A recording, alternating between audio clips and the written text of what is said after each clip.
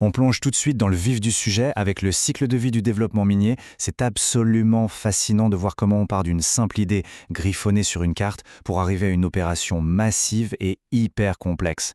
Et aujourd'hui, le but de notre analyse, c'est de décortiquer ce processus de A à Z. On va voir exactement comment ça fonctionne en se basant sur les règles très strictes du gouvernement.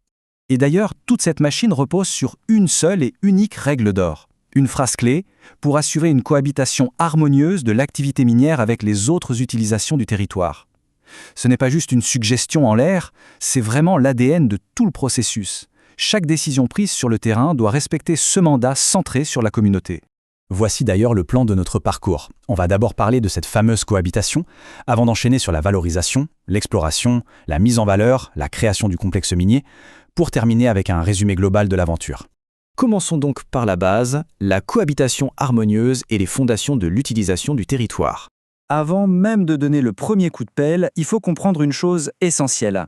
L'ensemble du calendrier fonctionne comme un jeu vidéo avec des niveaux verrouillés. C'est impossible, littéralement impossible, de passer à la phase suivante si on n'a pas coché toutes les cases de la phase actuelle. C'est une succession de découvertes scientifiques où les investissements explosent à chaque nouveau palier. Aucun raccourci n'est permis.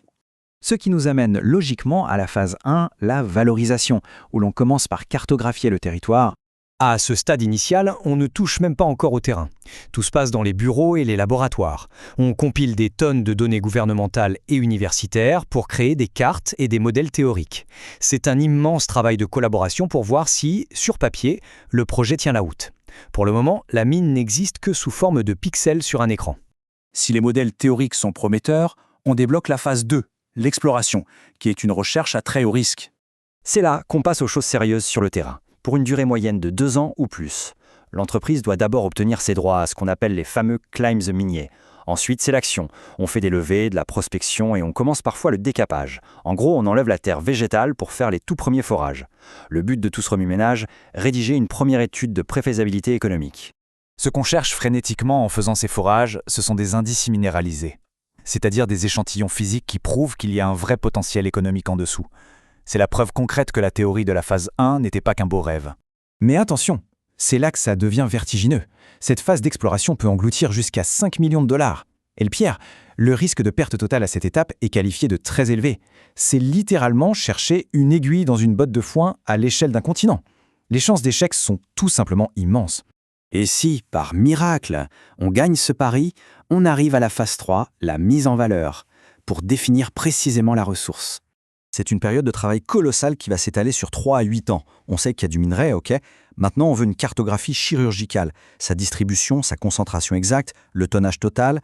On choisit les techniques d'extraction et on calcule chaque coût au centime près. Tout ça pour produire le document ultime, l'étude de faisabilité. C'est elle qui va sceller le destin du projet. Pour obtenir des certitudes, on sort l'artillerie lourde avec l'échantillonnage en vrac. On extrait carrément de grandes quantités de roches depuis la surface et sous terre. Pourquoi ? Pour faire des tests réels en usine et voir comment récupérer ce minerai. On ne peut plus se contenter de deviner. Et le portefeuille prend un sacré coup. On parle maintenant de sommes astronomiques pouvant aller jusqu'à 40 millions de dollars. Et devinez quoi ? Même avec cet investissement massif et des années de recherche acharnée, le risque d'échec est toujours considéré comme élevé. Rien n'est encore gagné.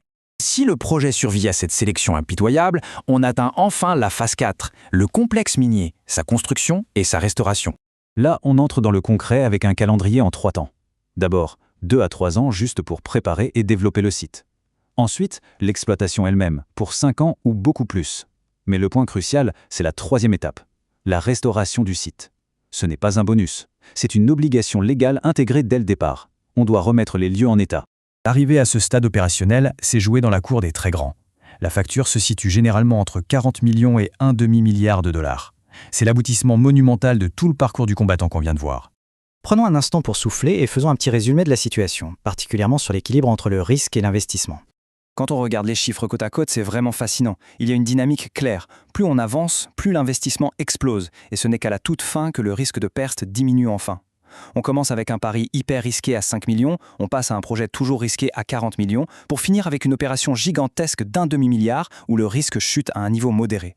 C'est un entonnoir de viabilité qui ne laisse passer que les projets les plus solides. Alors, face à des délais qui s'étirent sur plus d'une décennie, face à ces sommes absolument colossales et à l'obligation de réussir chaque étape pour passer à la suivante, une question se pose naturellement. Est-ce que la découverte de ce parcours du combattant ultra rigoureux modifie notre façon de voir les opérations minières locales? Avec des règles de cohabitation et de validation aussi strictes, ça donne vraiment matière à réflexion, non? Merci de nous avoir accompagnés dans cette analyse et à très bientôt pour creuser de nouveaux sujets.